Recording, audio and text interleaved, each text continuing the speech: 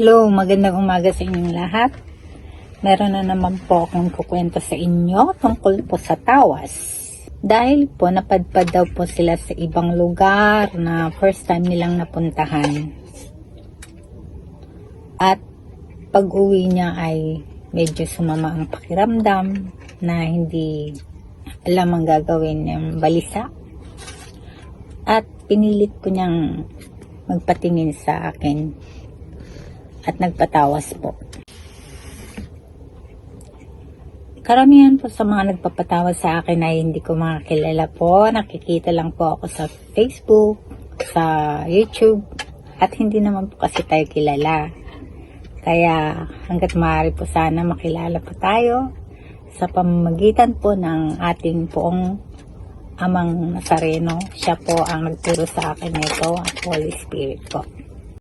At nung tinawas ko po siya ay in-explain ko po ang paano gawin ang tawas. At nakikita na niya pala kaya alam na niya. At ang lumabas po, ito po. Kita niyo po. Para daw may nararamdaman siyang kakaiba. Ano ba to? May nag-aaswang sa kanila, sa kanya. Ganon. Mula nung galing sila ng probinsya. At ito po, may bata. May kasamang bata yung aswang.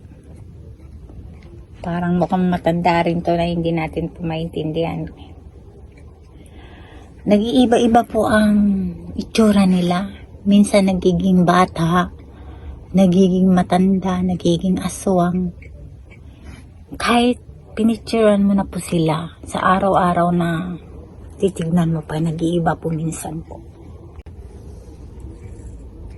At yan ay tinuro ko sa kanya kung anong gagawin niya dahil ang mga tinuturo lang naman po natin ay yung maglagay ng mga walis tingting sa bintana dahil ang mga aswang po, mga negative spirits po ay takot sa walis, matutulis. Mag-pray, magsindi ng kandila at maghagis ng asin at maglagay ng mga bawang po. Maniwala po kayo, totoo po yan. Diyan po sila lumalayo. At sana po ay lagi kayong may dalang rosaryo at yung mga itim-itim na bato na talagang tunay at pantaboy ng mga masasamang espiritu. At yung mga 18K, kahit meron man kayong isang piraso sa katawan nyo, okay na po yun. Salamat po.